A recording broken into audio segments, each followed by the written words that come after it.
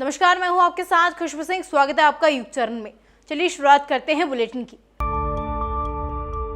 चंद्रयान 1 के डेटा की स्टडी कर रहे अमेरिका की हवाई यूनिवर्सिटी के साइंटिस्ट ने दावा किया कि पृथ्वी के हाई एनर्जी इलेक्ट्रॉन चांद पर पानी बना रहे हैं। ये इलेक्ट्रॉन्स पृथ्वी की प्लाज्मा शीट में है, जो मौसमी प्रक्रिया के लिए जिम्मेदार है। यानी इनके होने से पृथ्वी के मौसम में बदलाव होता है।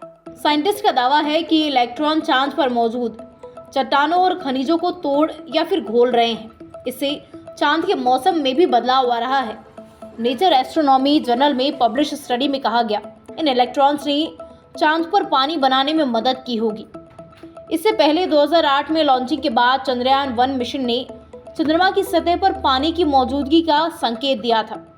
उस मिशन की एक रिसर्च के आधार पर चांद पर बर्फ होने का दावा भी किया गया था। इसके बाद साइंटिस्ट ने अनुमान लगाया कि चांद के पोलर रीजन में सूरज की रोशनी नहीं पहुंचने से वहां का तापमान 200 डिग्री सेल्सियस से नीचे हो सकता है, जो बर्फ के फॉर्म में पानी की मौजूदगी की ओर इशारा करता है। इसलिए पानी की खोज के लिए 14 जुलाई 2023 को चंद्रयान 3 लॉन्च किया गया।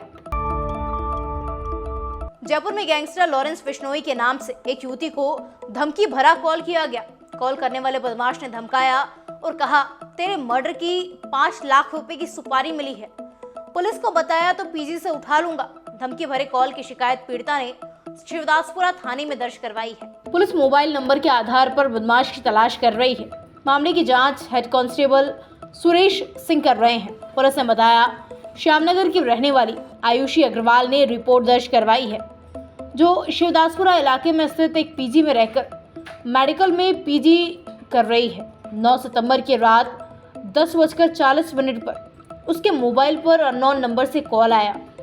कॉल करने वाले अनजान व्यक्ति ने कहा, मैं गैंगस्टर लॉरेंस बिश्नोई बोल रहा हूँ, तेरा मर्डर करने के लिए मुझे 5 लाख रुपए की सुपारी दी गई है। पीड़िता ने कॉल कट कर दिया। उसके बाद धमकी देने के लिए 2-3 बार लगातार कॉल किए गए। डर के मारे आयुषी ने कॉल पिक नहीं किया। कॉल नहीं उठाते देखकर बदमाश ने धमकाने के लिए 2 मैसेज किए। पहले मैसेज में लिखा, कॉल अटेंड कर। उसके बाद दूसरा टेक्स्ट मैसेज किया, पुलिस को अगर कॉल किया तो पीजी से उठा लूंगा। मर्डर की धमकी मिलने पर पीड़िता ने तुरंत परिवार को कॉल किया। परिवार को कॉल कर गैंगस्टर लॉरेंस बिश्नोई के नाम से जान से मारने की धमकी मिलने के बारे में बताया। परिजन देर रात ही पीजी से उसे अपने घर ले गए। साइबर क्राइम पोर्टल पर मोबाइल नंबर के आधार पर शिकायत दी। पुलिस मोबाइल नंबर के आधार पर आतंकवादी लॉरेंस बिश्नोई के नाम से धमकी देने वाले बदमाश की तलाश कर रही है। जांच अधिकारी हेड कांस्टेबल सुरेश सिंह का कहना है कि पीड़िता आयुषी शिवदासपुरा में पीजी में रहकर मेडिकल की पढ़ाई कर रही है। उसकी शिकायत पर हमने एफआईआर दर्ज कर ली है और इस नंबर को भी ट्रेस किया जा रहा है।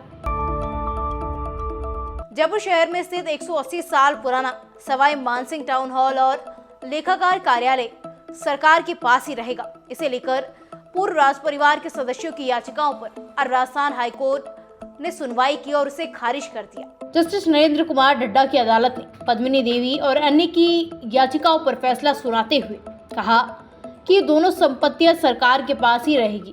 अदालत ने 4 अगस्त को मामले में सुनवाई पूरी करके फैसला सुरक्षित रख लिया था।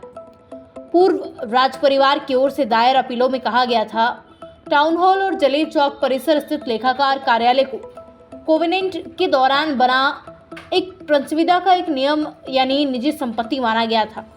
सरकार को उसके उपयोग के लिए इसे लाइसेंस पर दिया गया था। इसके अनुसार जब तक सरकार इस संपत्ति का उपयोग करेगी तब तक वो इसका रखरखाव करेगी। लेकिन अब जिस उद्देश्य से सरकार को ये संपत्तियां दी गई थी, उस उद्देश्य में सरकार इनका उपयोग नहीं कर रही है।